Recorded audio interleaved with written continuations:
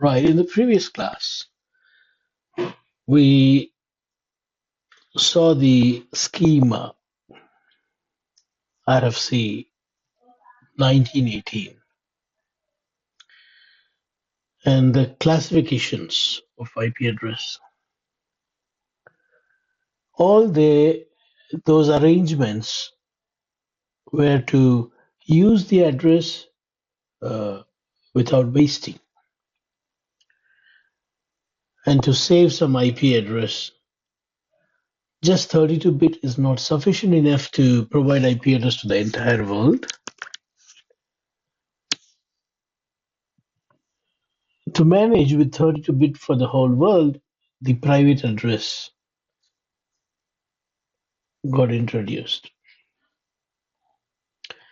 So even if I have 1 million computers in my organization, I really no need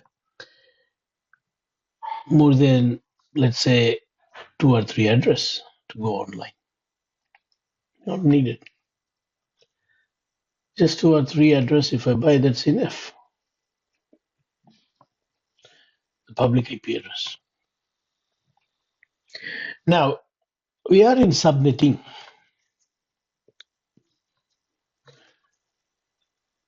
Subnetting is breaking down large network, as I said earlier.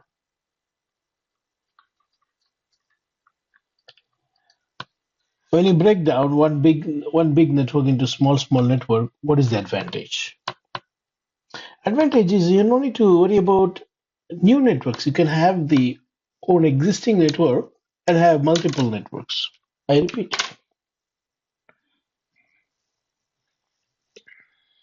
If you take sugarcane,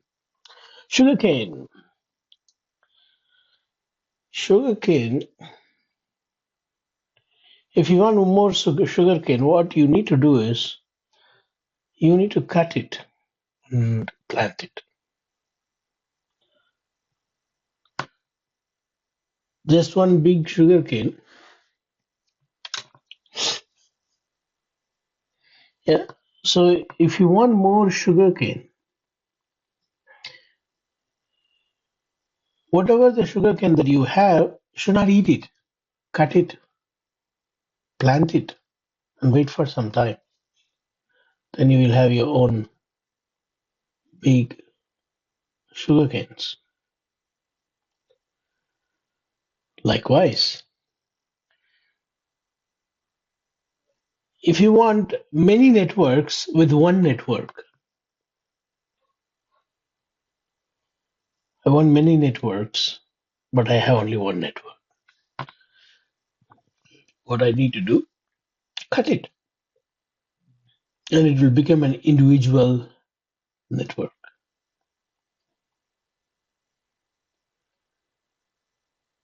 And each individual subnet will have its own broadcast address, its own network address, its own first IP and last IP. You see, in the previous class, we had multiple networks. For each network, you did classes, subnet mask, first IP, last IP, broadcast IP. Hope you remember. I hope you remember that. That is for multiple networks, different networks. But what we are seeing here is you have only one network, let's say 10. With this, you're going to have multiple networks. With this one network, you're going to have, let's say, all beginning with 10, 10.32.0.0, 10.64.0.0, 10.96.0.0. And for each network, you're going to have its own first IP, its own broadcast IP and last IP.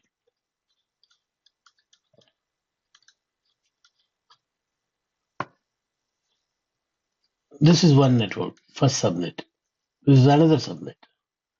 This is the network, and this is the IP, first IP. This is the broadcast. This is the last one.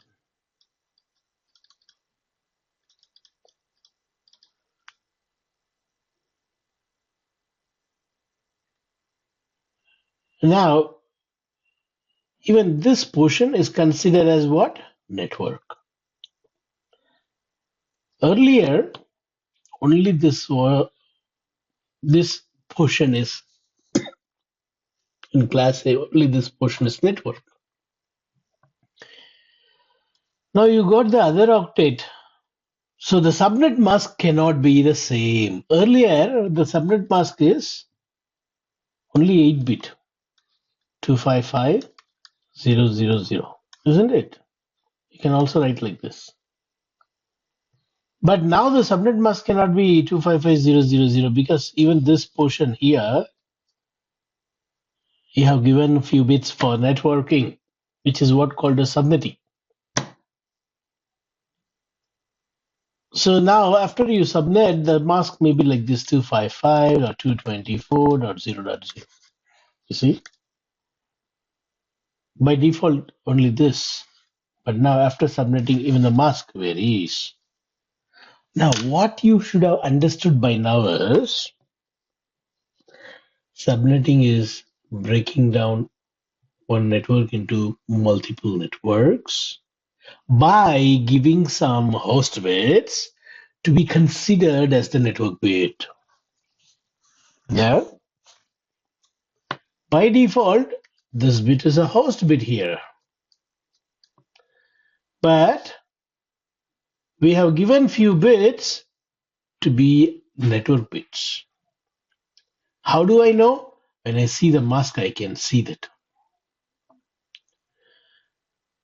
When I see 224, I know that the first 3-bit are given for or given for networking. Out of 8-bit in this octet, 3 bits are given for networking. Here 8-bit, here only 3-bit. In order to achieve this, in order to get multiple networks. Don't worry about the story, okay? I'm just trying to give you an introduction, make you understand what subnetting is. Subnetting is breaking a network into multiple networks so that each network can have its own first last broadcast.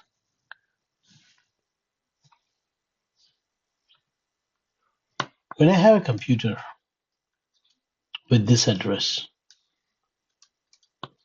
and when I have another computer with this address, and connecting to a switch with this mask 224 255 224.00, what will be the bit? 11-bit. Here 8-bit, here I said 3-bit. 224, how you get? 3-bit, right? 128 plus 64 plus 32. Do you remember this? Day before yesterday's calculation. The first 3 bits. So 11 bits are given for network. 11 bits are network. 3 bits are given. By default, there was 8. 8 plus 3 is 11.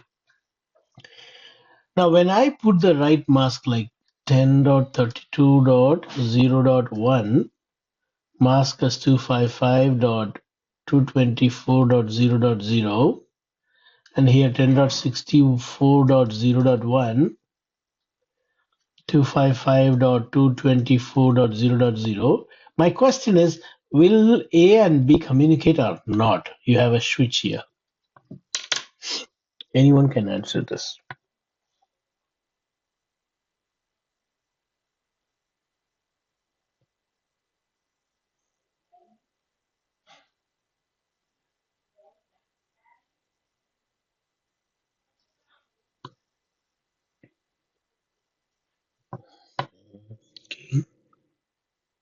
No, give an answer to my question. I don't want opinion.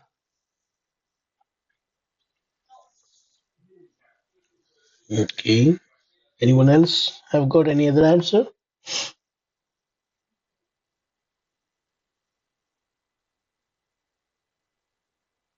Hmm?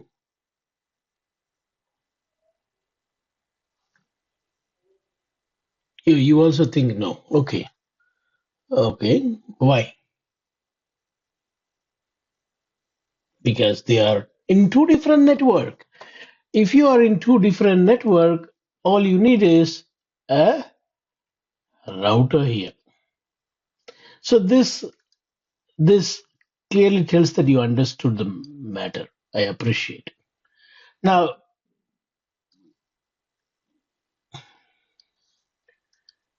if I put 0 here, will this two ping?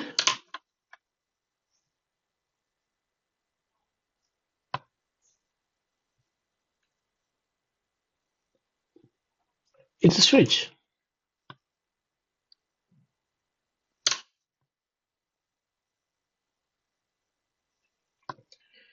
Kindly answer. I heard already one answer. No. Any other answer?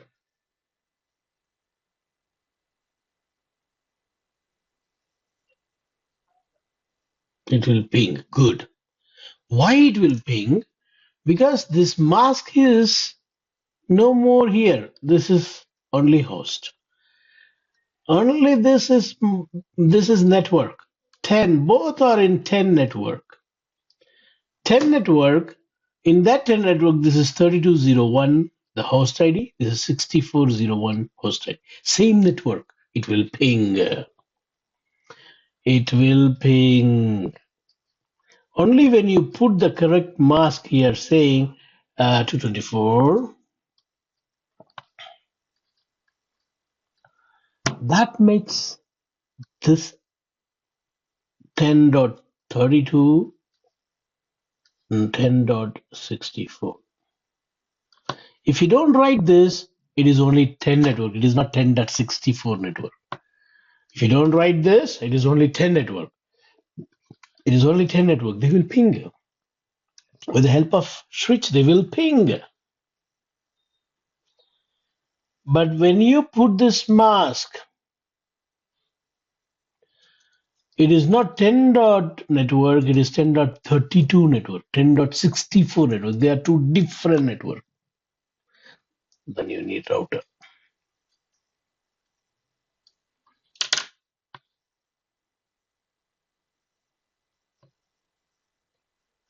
Subnetting is breaking one network into multiple networks. Now, the devices between multiple networks cannot ping without a router. But what makes it as a multiple network? The new subnet mask, the newly added bits. If you don't write the subnet mask correctly, even after you are subnetting, it is of no use. They are still considered as single network. Subnet mask is matter. Very important. Subnet mask matters. If you don't write the subnet mask, it's of no use. Okay, now we will start learning subnetting now. We understood, you should have understood by now how a subnetting can provide multiple networks. Simple, by borrowing some host bits as network bits, we can have multiple networks.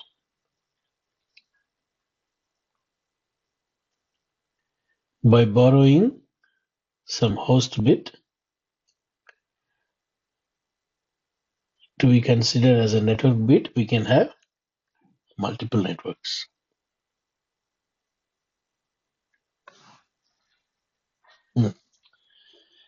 Now, let's take on another example to understand why we need subnetting. So far, what I showed you is how a subnetting looks and how it works, how it can be done, how it looks and how it can be done. How it can be done by borrowing. How it looks as an extension for the network. Earlier 10 was the network, now it is extended as 10.32, 10.64, 10.96, extended. Now, I want to tell you why we need subnetting.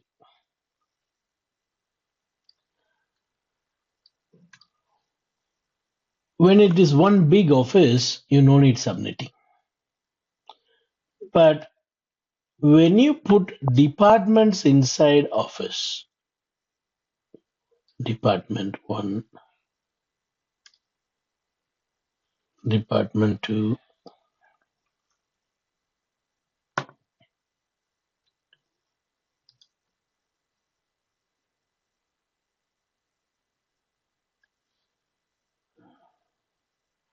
department 3,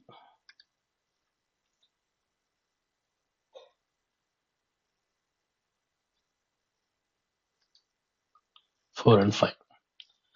So we have 5 departments.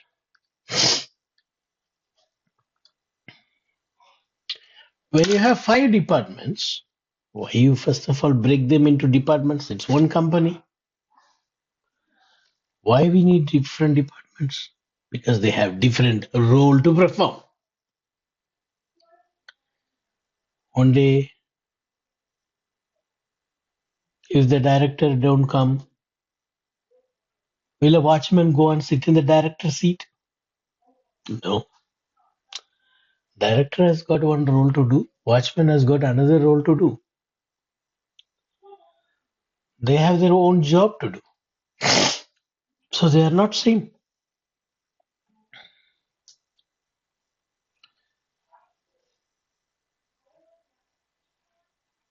So a watchman has got a computer.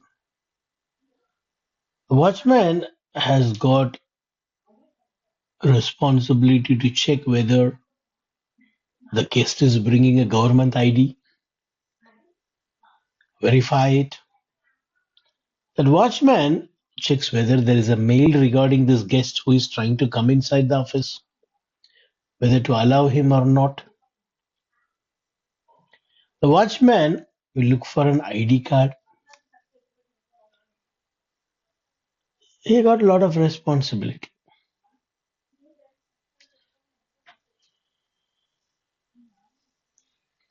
Very important person. But though he is a very important person, he cannot go and sit in the director's seat when director is absent. The managing director also have got his own job. Projects, finance, turnovers, etc. Meetings. Watchman's computer, only watchman will see. MD is not going to look into those details. Like, he's not going to look into the pages what watchman is looking. Likewise, an employee in a project has got nothing to do with HR department's role. An employee may be sitting and monitoring the network flow, how many packets during the peak hours getting lost, how to solve the problem, how to make sure there is no drop. Those things are the job of a network engineer who is monitoring a network. HR will not be doing all those stuff. He don't want even to look into any statistics of the traffic flow. He wants to make sure that on 31st or 30th night, so and so, so and so, so and so employees get salary. So he makes sure he map all the names of the employee on 25th itself and keep it ready so that on 30th or 31st night they get the money. He makes sure that everyone performs well, frequently talking to the manager, project manager. So he's got different role. Why I'm telling all this story? They have their own business. Though they all belong to one company, they don't have the same role to perform. So network also should be separated for these guys. They cannot have one common network because they have their own job to do. Their jobs are not similar. Their roles are not similar because their roles are not same. They don't have anything to do together. Their network also need to be separated like a department name is separate. Hey, you are a HR department guy. Why are you coming and sitting inside the data center? Out. You are a network engineer. Why are you inside the HR manager seat? Out. You say that, right? Because they don't have anything to do there. Likewise, network also need to be isolated from one department to the other. If you don't isolate, what will happen? If you don't isolate the network, one can interfere with the other's business. If they know little knowledge, let's say the network engineer is an MBA, he knows something about HR job. So what he does is the network engineer, because he know a little bit about how the HR role operates, he can log into his account in HR's domain and put two, three zeros extra to his salary. Easily he will do it. If he don't have that separation. If all are in same network, what will happen? Confusion. We will not know who did what. Accountability is not there because your network is open for everyone. Any department guy can go to another department because your network is one common network. Is it good? No. Sorry. So there is no security. So what do you understand now? In order to have security, I need subnetting. You see, in order to provide isolation between departments, to have security, you need subnetting. That's why I put different colors you see there. That also tells that they have their own boundaries.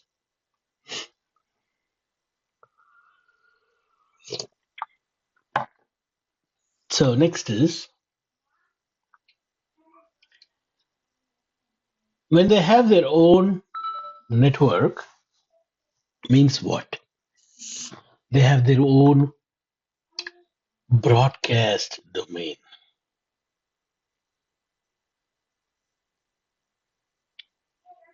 They have their own broadcast domain.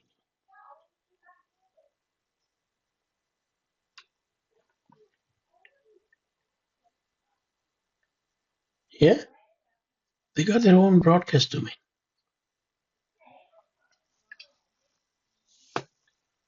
Meaning what? Do they have their own broadcast address? Yes. They have first address, last address, and broadcast address. So if any broadcast happens from a computer in this department, we'll go to all the computers in that department, not to the other departments. It will be everywhere here, not here. See the advantage? They have their own broadcast domain. They have their own boundary. Even a broadcast will not go and disturb the other department. When a broadcast happens in a network, it is only flooded to the members of the same network. HR has got his own network. Engineers have got their own network. So when a broadcast happens in engineers network, will it impact HR? No, because they are on different subnets. The main network is one, but they are subnetted as I showed here. This is given to HR, this is given to engineers, this is given to securities. So they have their own borders. They are in different broadcast domain. Now, if in case HR wants to communicate to a network engineer PC, he needs a router. Without a help of router, one department cannot talk to other department. And it is on this router we write all the policy. Who can talk to whom? Who should not talk to whom? All that policy we write on the router. You see the security here? Not only that, improves the bandwidth. One point I said, security. Isolation provides security between the departments. Second point, improves bandwidth. Improves bandwidth. How? How it improves bandwidth? I'll tell you. If you have a very big hall with students from age 4 to age 15, if you have children from age 4 to age 15 in one hall, it's very difficult to talk to them. Very difficult. If you are a guest in such crowd, I tell you, you will not be comfortable. Why? The pitch, the tone, the language, the words that you use for children less than 9 years is not the same for 15 years. If you use the kids language to age group 12, 13, 14, 15, they hate you. They don't like to listen from you. You need to treat them a little bit in a big boy level. They don't like if you pamper them. So if you are speaking in a big boy level, kids don't like you. Their attention will not be towards you. They will be keep on talking and doing something and which you will not like. So as a guest, you will say, hey, let's have two different crowd. Maybe break this into two different audience. Age wise, let's divide this like 6 to 12 one group, 13 to 15 another group. Now you may be a bit comfortable than before.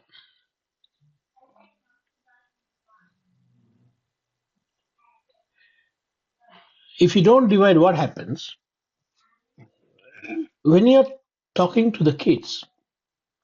These grown-ups will be talking there because they don't like what you speak, so they have their own conversation to do. And as a guest, you don't like now talking because when you talk, those grown-ups are talking too loud there in the auditorium. So you don't like to continue talking in the stage. When you talk to the grown-ups, the kids are talking, "Yeah, meow, meow, yeah, meow, meow, yeah, meow," then you don't like now to continue on the stage. Disturbs. Even those adults couldn't listen to you, though they want to listen to you, you're talking to the adults. Because of the kids talking among themselves, the adults couldn't hear you. And you also don't like to continue.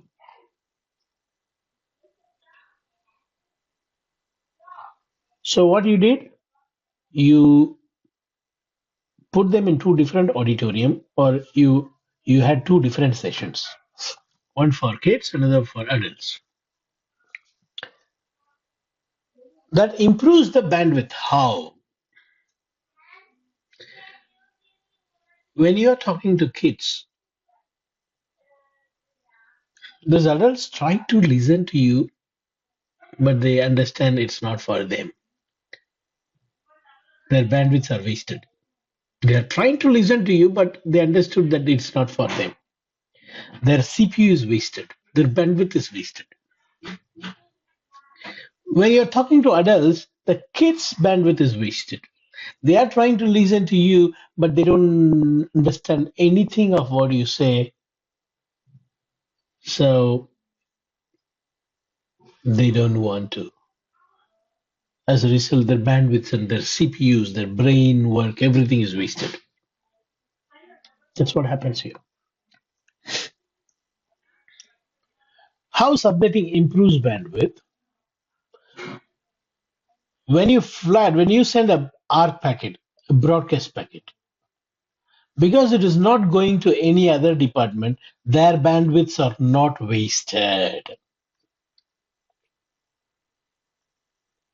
When you don't do subnetting, all were in single big network, all were in single big network.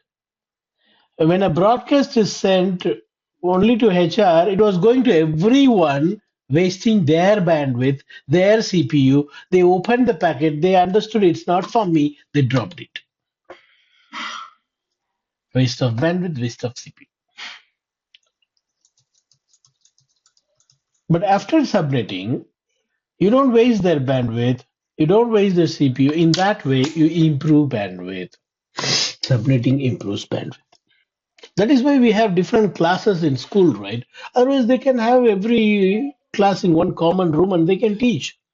Why they don't want to teach like that? Because the noise of one, the sound of one class will become a noise for other class. That will be a disturbance. When you put them in different concrete rooms, noise is totally blocked and they are not disturbed. That is what subnetting is doing here. So subnetting provides security, subnetting improves bandwidth. Because you have subnetting, you have your own broadcast address, you have your own network. All these are the benefits of subnetting. You understood? Now, it's time to learn how to do subnetting.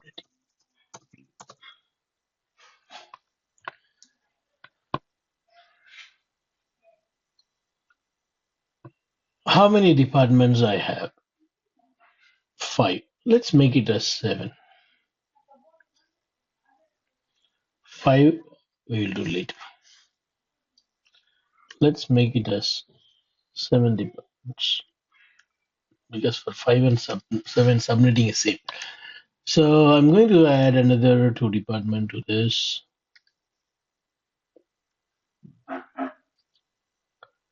Hey,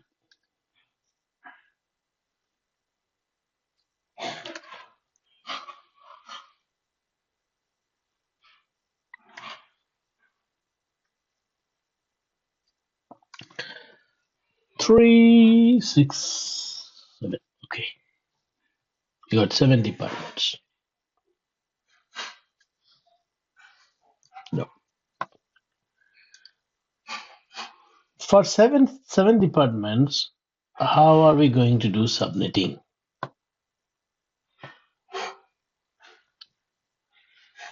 Let's see.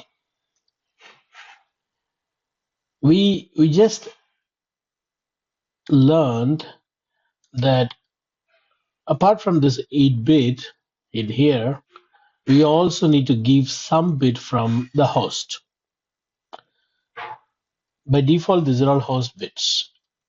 There's 3 octates, totally 24-bit. They are host bits.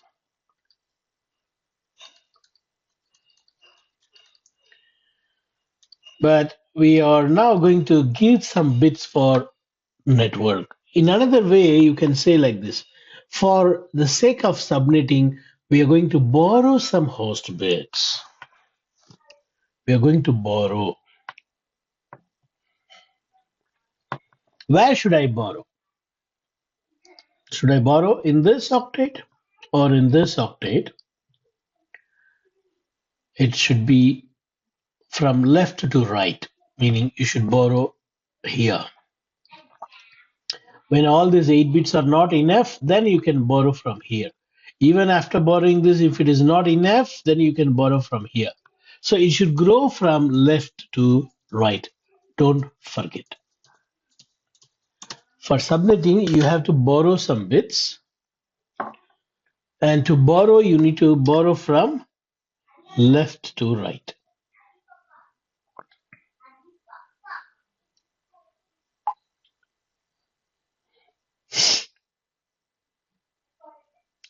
Fine. I'll borrow from the second octet. But how many bits I should borrow? Before borrowing, it is 255,000. This can also be written as /8. Did you understand this part? Answer, please.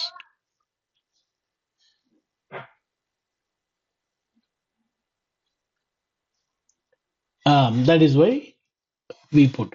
And it's the same meaning this also conveys. Do you agree? Both convey the same meaning. Do you agree? Right. Now, we are going to give some bits for network. As a result, this mask will not be same. Will be more than 8. It depends on how many bits you are going to borrow.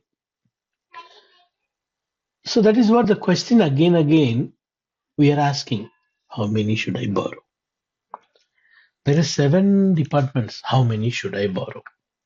For that, you follow this formula. 2 to the power of number of bits that you borrow minus 1 will give you number of subnets. See, what do you want? You want 7 subnets. For that, what number should I put here so that the answer for this will be 7.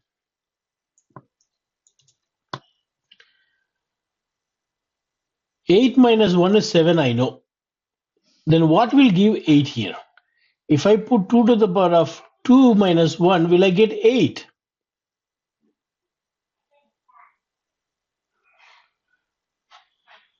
This 2 represents the number of bits that you are going to borrow. 2 to the power of 2 minus 1, will I get 8 or not?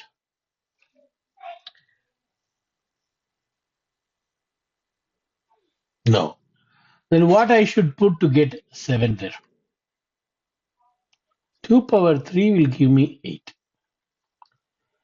2 into 2 into 2 is 8 minus 1 is 7. Now, what this 3 means? The number of bits that you are going to borrow from here.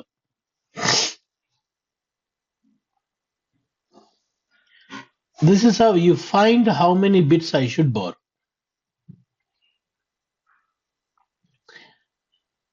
Copy up to here. I'll continue after you understood. Why I'm asking you to copy? When you write, you will try to recall what I say and you will have a confirmation that you understood it. Right. And then when you understand, let me know.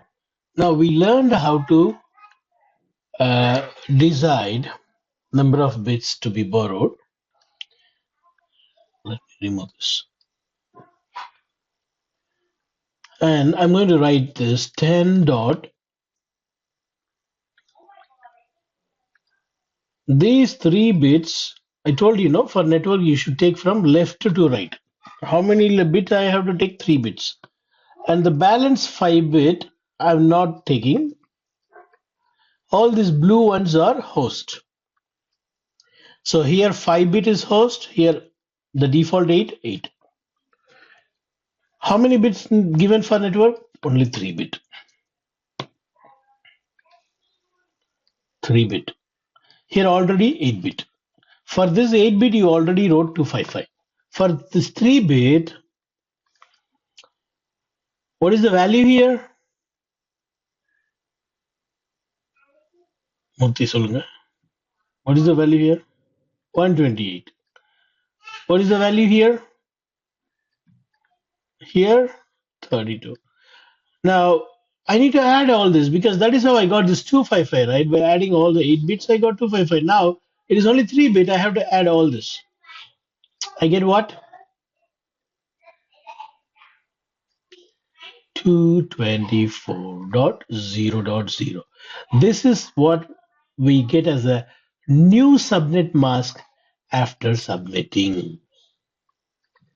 This is very important.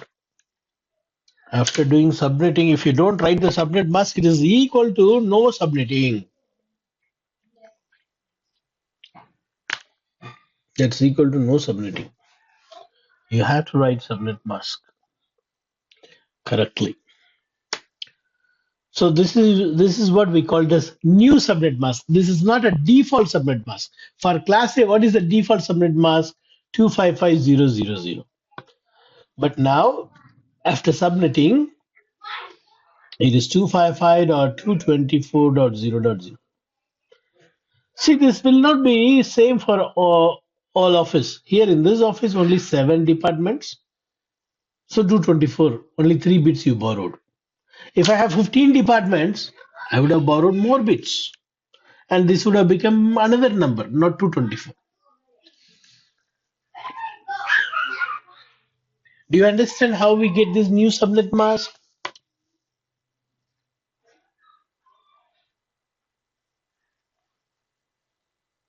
What about others? Okay, now let's do subnetting. I would like to teach you only the easiest way and the best way. But in my other videos, you will see the other method also, but it's unnecessary. If you want, you can go and learn that one also. There is no point of learning those things and wasting a lot of time. It takes a lot of time, though it's interesting, but it's not necessary. The best way is this. First, you write 10.0.0.0. Second, 10 dot, what is the face value of this bit? The last network bit 32. So you need to simply increment by 32. 10.64.0.0. 10 dot again increment by 32. What do you get? 96.0.0. All right. Now till where it should go? Till you reach the 224. When you add all this, what do you get? 224. Till you reach 224, you keep adding 32, 32. 10 dot. If you add 32 to this, what comes here? 128. Hmm.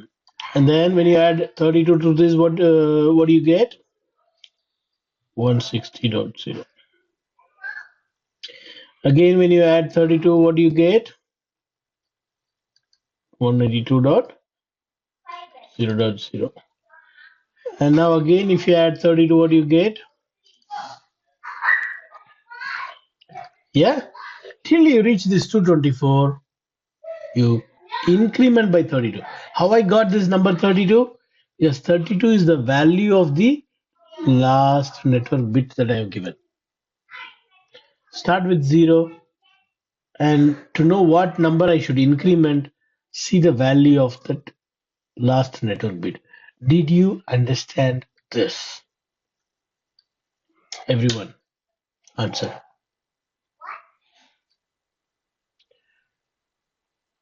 And till what you need to increment? Till you reach that face value of this 3. Face value of this 3 is 224. Till you reach the 224, you keep adding.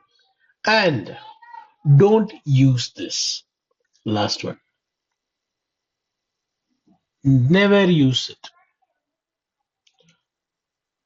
That is what you put -1 in the formula. I wrote no 2 to the power of n minus 1 will give you 7, means when you say 2 to the power of 3. Now you see here, you got totally 8. 1, 2, 3, 7. You need only 7. -1, this is the one which we subtracted in the formula. We should not use this. Why? We have some bits for the host. If you use this, then it will go up to 255. Did you give all 8 bit for network to go to 255? No. We gave only this 3 bit. So never use this. Yep. I have put here. No. Now what I'm going to do is I'm going to write the mask for all this. What is the mask for all this? /11. You know the meaning of /11 now. 255.224.0.0. Okay. Next. What will be the first IP in this network? That's what we are going to give to first department. First department, we are going to give this network. Let's say HR department. And this is sales department. This is admin department. This is network management. Blah, blah, blah, blah. Now, tell me what will be the first IP in the HR department? Anyone? Quick, please. 0.1. It goes like 10.0.0.2, 3, 4, till where it will go. For that, you see the next network. Next network is 32, which means this HR department have got 10.31.255.255. You understand?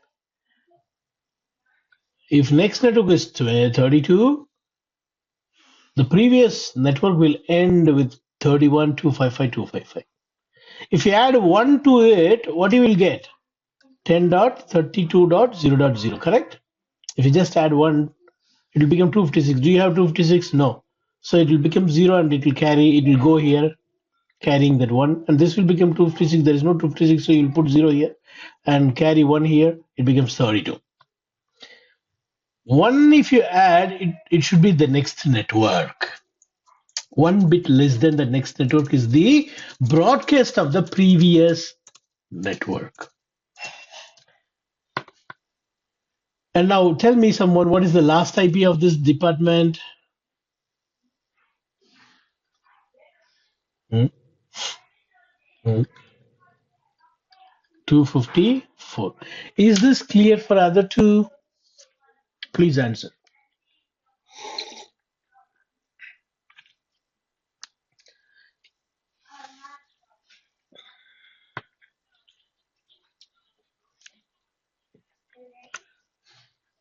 No, not increment. There is no increment here.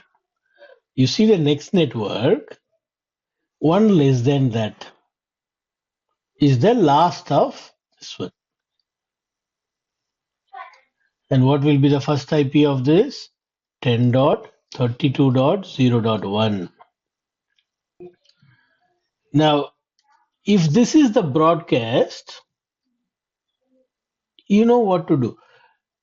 1, if you reduce from here, you will get host. Go to the yesterday syllabus and see how you calculated the last IP from the broadcast IP. 1 you will less in this to get the last IP. Same thing I'm going to do here. 10.63.255.254. You see? Now, someone tell me what will be the first IP of the admin department?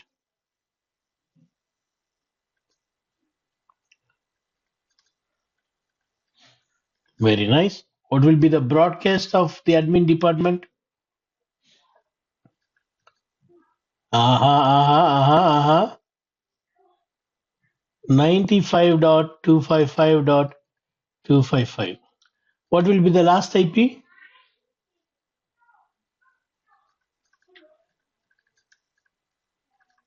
Ah, that's it. Now, next one. What will be the first IP of the, no, let's give chance to Sangeeta. What will be the first IP? Yes, exactly. What will be the broadcast of this department? Okay. What will be the last IP?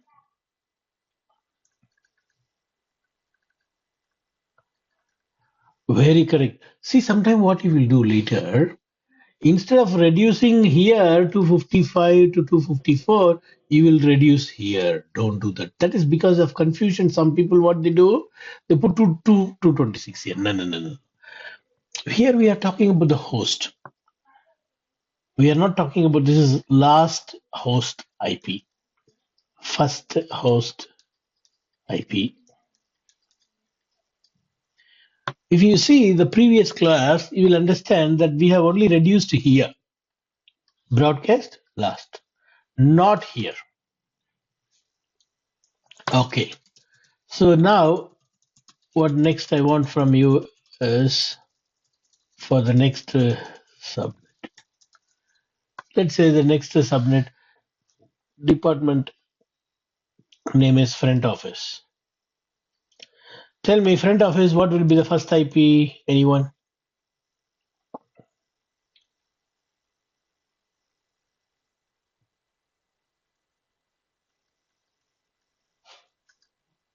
Mm-hmm. Broadcast.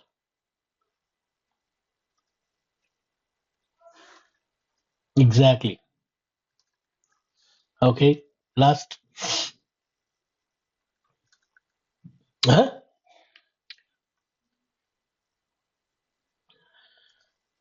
Mm.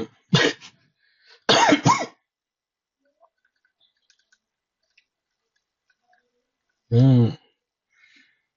அப்புறம் பண்ணுவீங்கன்னு சொன்ன தப்ப இப்ப பண்ணிட்டீங்களா? ம். Okay. Next one.